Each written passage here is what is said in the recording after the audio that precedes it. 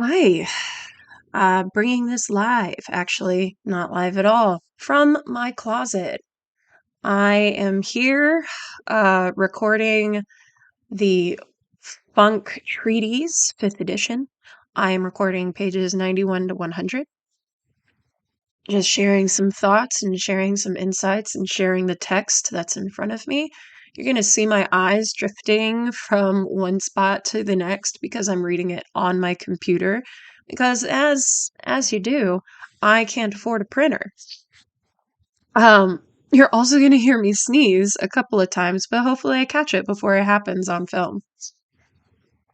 Um, my introduction to the funk was years ago. And I'm excited to read and share thoughts and create discourse. And if you have any questions about any of the links or anything that's mentioned, such as graphics, in the text, the links will be provided. So without further ado, let's get started. Okay, so starting with page 91. Self-creation isn't an absolute, but an art, a cultivated skill, and it is not a self-creation creating with itself ex nihilo, but a co-creation with the multiplicity of existence. Now, that's the first sentence that I'm given, at least the first complete sentence. And truly, I agree, especially with the pages beforehand where they're talking about art as an evolution of the self. Art is the process. It's not just going to be put in a vacuum. A lot of artists I have found, I myself as a young artist was very much like this, uh, got drawn to art because I saw these old paintings in museums and stuff, and I was like, oh, I'm so afraid of death that some part of me could be immortalized if I got into art. And then I started realizing when I started making art, that's not it at all. You're discovering more about yourself, and the art that you made before may be completely non-existent by the time you leave. So, moving on. Whitehead's organic philosophy replaces the centrality with relationships, mutually co-creative perspectives among all things. Every creature both houses and pervades the universe. The interiority of an occurrence comprised of its relationships to everything else. Matter is made of energy, which is a relationship between occurrences, but as these occurrences are made up of energy, which is made up of relationships, the universe is a strange loop of relationships, of relationships, of relationships. The implication is a synthesis of the dead nouns of creator and creating with an immanent creativity. The death of art, as the process of reality itself, is a creative process, a tapestry of co-creation among all strands that it contains, not as a whole relating the many to itself, but as the many becoming one in a novel subject and increased by one. The thesis of space Taoism is we are life artists who create with the self-creating tapestry of existence. Rather than human creators creating meaning out of a meaningless existence, meaning and signification is omnipresent, co-created by a subject's personal relationship with existence, the artistic act of life. This is actually a really interesting point because this was brought up a lot whenever I was in art school of like, okay, does art imitate life or does life imitate art? And it becomes a very vicious cycle and a real loop around itself after a while of discussion, and you start hearing the same things over and over again. But I think I don't know how much I agree with that one, just because, and I would say this is more of a tangent on that thought, that art isn't so much the creating of life, even, um, or going hand in hand with it, but the expression of becoming aware of the life around you and that something is happening and that you're seeing it and you want other people to see that you're seeing it. And that's kind of how the discourse happens, you know? So, interesting point. While the integral symbol is the inevitable symbol of space Taoism, its true holy symbol is the question mark, a symbol of awareness, infinite potential, inexhaustible meaning, and endless becoming. The Tao is literally defined as path or way, a motion through space and time, and the guide along this endless quest isn't an answer but an omnipresent question mark. What does one do? How does one act? What does one become? Let your questions guide you and follow them faithfully, and they will take you to where you need to go. So there's a beautiful bracket right here. All of this makes so much sense and is so wonderful. I am talking about all of it, the funk. We have all now read it is this far together and are that much closer and can share that idea or know someone or something who has or can attempt to know someone or something who has or can as well.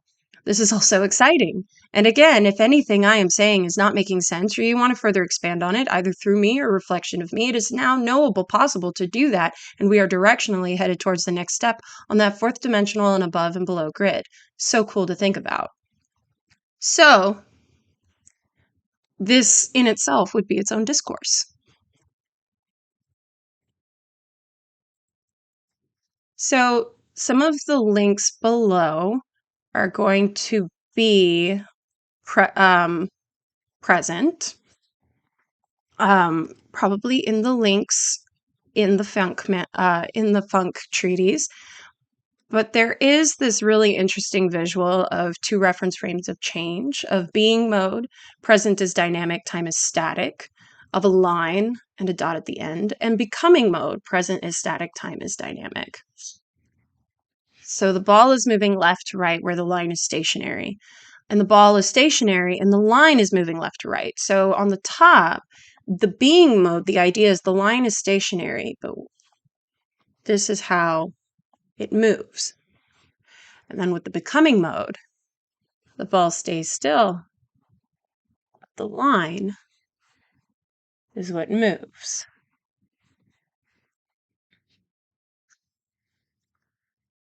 Very helpful to me and seemingly so to you, so now hopefully others can more easily or ably understand our further explanation. But again, not right or wrong, but all has me snapping my fingers in appreciation and reaching a deeper understanding many times, so I suggest to you reading it. I propose Whitehead was gathering this information from the funk by connecting to it through itself, again, through perhaps the pineal gland and other parts of the brain body experience and influence of the funk. Whitehead and the others before him conceived these ideas. The person sharing me this information received it from Whitehead, the person writing about Whitehead before relaying it to me, and eventually I relayed out to it to receive this information. And now we are both all expanding from Whitehead and everything before him, after him, up to myself.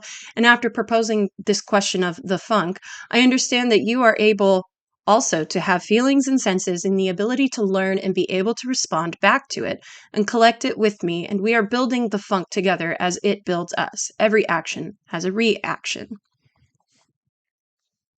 So, just by recording this video, essentially, and just by reading it out loud and relaying it digitally to you, whoever might be watching, I am participating. It's almost as if I don't really have a choice in participating, aside from the fact, yes, I did make this choice. But I think that that can be said for a lot of our creative experiences, is that sometimes we don't even realize that we are participating, but just by having the conversation, we are now part of the story.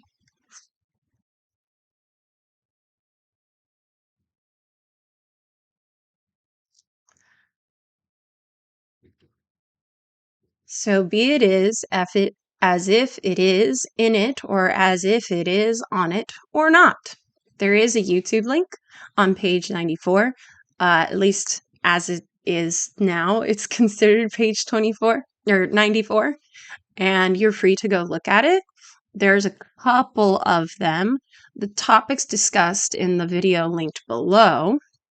You can watch, listen, or read the summaries and expansions, or of course, I guess that's a note for me. I can do whatever I want. We'll be right back. So, in this next section, I'm going to read in front of me in the Funk Treatise whatever pieces of information are available to me. And as I go along, I might stop and I might give my thoughts, but for the most part, I just want to relay in its purity and in its purest form the thoughts to you, the audience, so that maybe you can make up your mind about what you think of it. Each of us exists as every character and beyond, metaphorically, metaphysically, philosophically, quantumly, and more. And I love this because it comes back to this idea of how do we exist metaphysically? How do we exist? Is it metaphorical? Is it who we think we are in our mind? Is it who we were yesterday? Is it who we are today? Or is it our memories? And there is this big question of purpose and person in philosophy, especially metaphysical philosophy, that I find really interesting. And so I love that this line saying each of us exists as every character and beyond is saying even past today, you still exist. When today becomes yesterday, that is still a version of you that exists. Kind of takes the existential dread out of it and puts a little more existential hope, which is kind of nice. When we break down reality into statistical odds and percentages, regardless of whether we work together or against each other, these odds will always balance out. Let's say you and I work together to accomplish a task. Our teamwork could be beneficial, or we could distract each other and do poorly, etc. And every person or thing we add to or subtract from that equation makes it better and or worse. It is a perfectly even and uneven balance of omission and non-mission, and it all results in commission. Consider the conceptual idea, or image, of a yin and a yang. The tiniest point of yang, the 1%, balances out what expands to the 99% of the yang, and vice versa. No matter how big or small one side gets, the other is always there to fill in the space and balance out the circle. Quimission, even as a funk balance, is still an inverse of what I assume would be anti-quimission, or conceptually a balanced or unbalanced non-existence, and then whatever further hold-ons of these concepts that result beyond. It's really fascinating that this is brought up because it reminds me a lot of anything to do with physics or science in general or chemistry. You always go back to the math. And I actually have an artist friend who likes to say that they don't believe in a god, but if they did believe in the god, it would be math. Because math is in everything, and math is a beautiful pattern that cannot be escaped. And it's very much the same thing here. Even when we break down reality down to its numbers or in cold, hard facts, we're still finding this need to balance the equation. Yin and yang is a perfect example of that visual representation of what I would consider the equation of everything we do. Everything we do needs balance. And even if we are not consciously providing it, nature demands that we provide it anyways. So, life is math.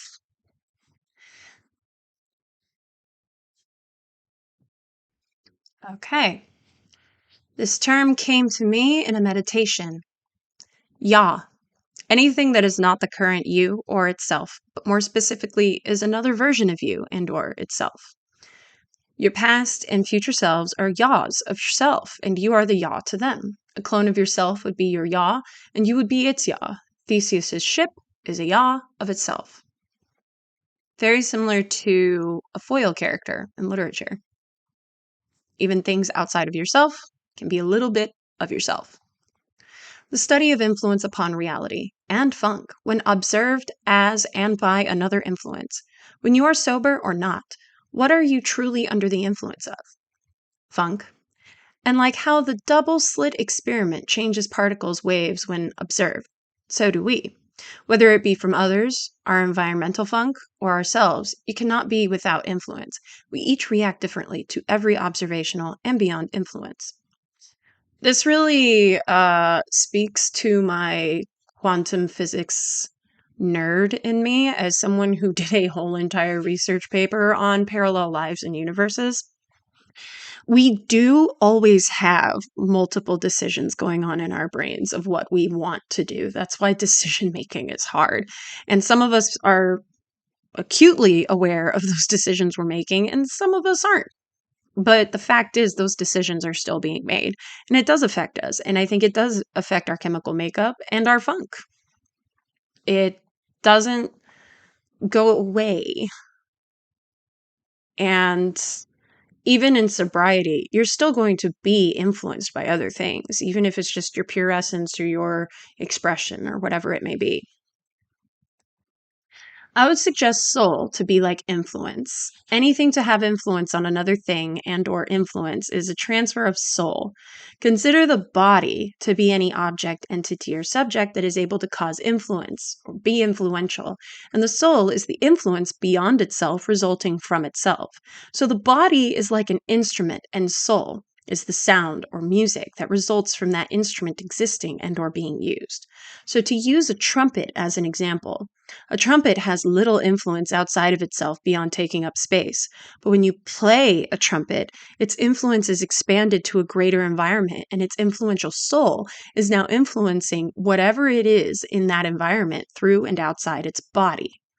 Louis Armstrong transferred his soul through his trumpet and voice and into everyone and everything within and beyond his environments of existence.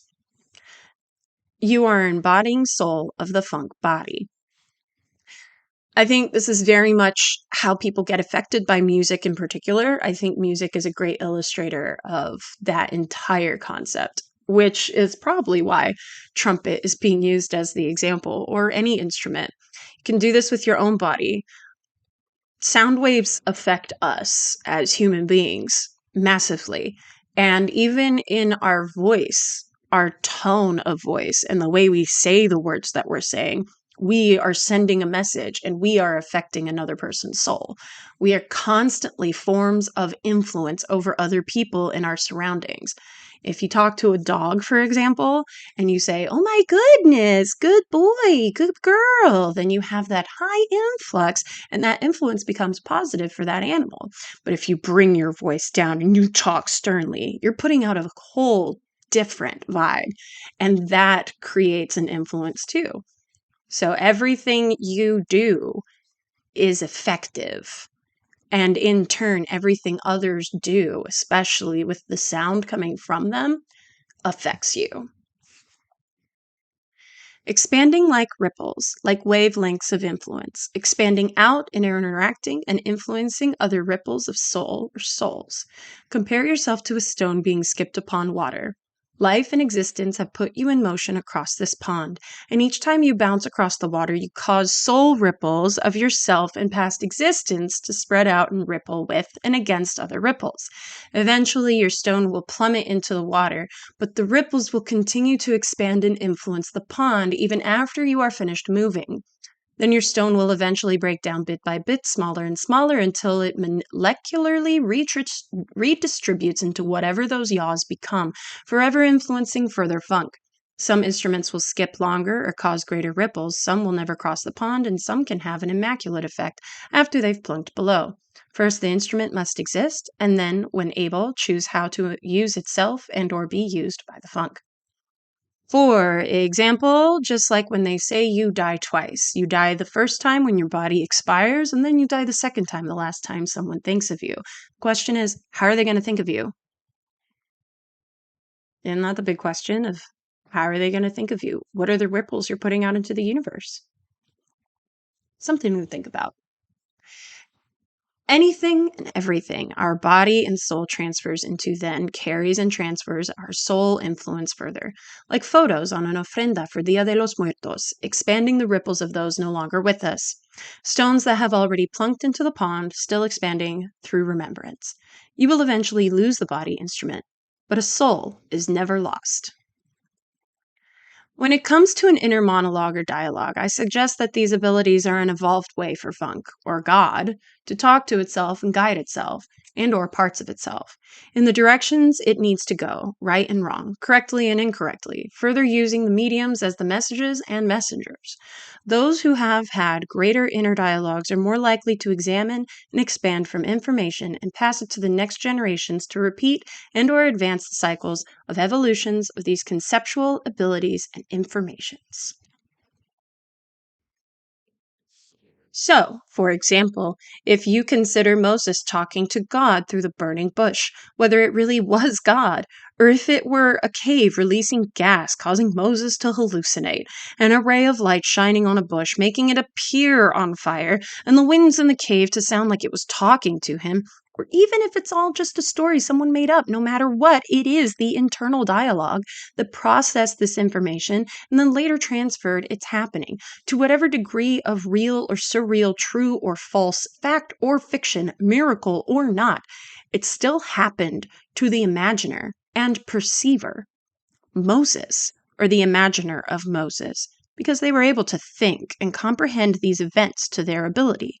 So whether Moses or someone else made it up, that was how the funk translated itself, internally and externally, through the internal monologue or dialogue of Moses, and then through those he told, and then further through us who have been shared these stories and our abilities, or lack thereof, to process these ideas with our thoughts and experiences, or lack thereof. So, a lot of the funk can be attributed to a lot of existence. It's just a little denser when you become super aware of it, like being aware of yourself. Very, very meta, very art. Hey, to see the world, things dangerous to come to see behind walls, to draw closer, to find each other and to feel. That is the purpose of life. Secret Life of Walter Mitty. Infinite diversity in infinite combinations. Star Trek. Acknowledging your failures is just as important as acknowledging your successes or perfections, though ego and hubris will likely prefer the latter over the former. Humility versus vanity. Consider Plato's allegory of the cave. To sum things up, there are people in a cave who are only able to see shadows of things coming from outside of the cave. Though they do not know what these shadows are, and or what is creating them, they understand that the shadows exist and sometimes happen. That is tradition. Now let's say someone chooses to, or has the ability to eventually leave the cave by choice or accident. Once they learn what is creating the shadows from outside of the cave, and also see the sun that is causing these shadows, they can either choose to attempt to understand and or accept this new reality, or reject it and return to the cave and attempt to forget this new, non-traditional experience and pretend it never happened. If they choose the former, they must then attempt the philosopher's duty and bring that knowledge and experience back to the cave in an attempt to share and discuss. The challenge often becomes the philosopher's curse. Will those back in the cave believe or accept this person when they return? Simone Weil's example of this scenario is, let's say you have a mathematician whose employers are only ever happy with even numbers. And if or when the mathematician ever produced an odd answer, even if it were correct, they would be punished. So what does the mathematician or philosopher do? What would you do? Do you continue to feed them lies just for the acceptance and non-punishment? Or do you remain truthful, even if punished for it? She suggests perhaps the answer is to run away. Don't solve math for them anymore. Find and be where you are able to be true without being punished. This is the age-old problem with just being human. And I'm sure in this world we can definitely see how that happens. Everybody gets comfortable with what is traditional. But if that is challenged by science or human events or current events or just the progression and evolution of life and the world as we know it, or technology, those people freak out. And a lot of times it happens more often than not. And then, yes, some people are going to go out and they're going to try to be the philosopher who encourages that education of the masses. And teachers, such as myself, have tried for years. But then there's always going to be pushback and it's always going to be a struggle. And sometimes you can't handle the struggle. I don't agree with Simone. I think that there has to be a balance because life is math. There has to be a balance. Sometimes you have to put those thoughts out into the world where other people who aren't accepting of it are going to go for it. And that's uncomfortable, but you can't be silenced. But you also have to take care of yourself. And it's very important that you find good, strong community because that good, strong community is going to bolster you up when you need it and when you go back out there. It's a balance, but we can't just run away. We don't have to solve math for them. We do have to solve it for ourselves, though. And you can't just run away. I'll go ahead and move on. So when the cave leaver returns back to the cave with the new knowledge of what exists beyond the cave and it attempts to explain what is casting the shadows, describes the giant glowing ball that exists above causing this phenomenon, most of the cave folk are not going to believe them and will punish and reject them. So what does the cave leaver do? What would you do? Good question. What would I do? Probably take a rock to the cave wall and make a window, or just leave them outside. They can figure it out for themselves. And if they still decide to deny the reality, then I've done all I can do. You can't control and you can't force people. This term came to me in a meditation. Vox manalis. Vox is voice. Manalis is fly, bird, psychic. You take your voice and fly. Leave. Find the others outside of the cave that will expand with you. If those steeped in traditions don't want to hear it or believe it, vox manalis. This term came to me in a meditation. Zorstery. Z, abbreviation for zenith, distance, zero, zone, symbol for an unknown quantity or variable impedance. Orst, name meaning idealism, intuition, romance, generosity, creativity, wisdom, and tolerance. Eri, of, related to, belonging to. While intellecti is the realization of potential, zorstery is the actualization of potential. This term came to me in a dream. Monofaciate, monofacitude. Mona, noble. Facet, does, doing. Tate, poet or philanthropist. Tude, attitude, state, condition, quality. So to monofacitate is to be doing an act of noble doing. Monofacitate being the verb and monofacitude being the adjective. For example, some studies or practices of philosophy and sciences are a monofacitation or done with monofacitude. Robin Hood, monofacetated, monofacitudely. Choosing a religion or ideology to follow is like having a preferred operating system for reality, like choosing to use Windows 98 or Mac OS X, Yosemite, or Linux. There are many choices to help you run and use your computer, just as there are many choices to guide or give you suggestions in our shared realities. Some prefer the old programs and traditions, and some enjoy the updates. You're subjectively and objectively greater than and less than universal. We are the translation of ourselves speaking as a universe, the language of funk. The medium is the message.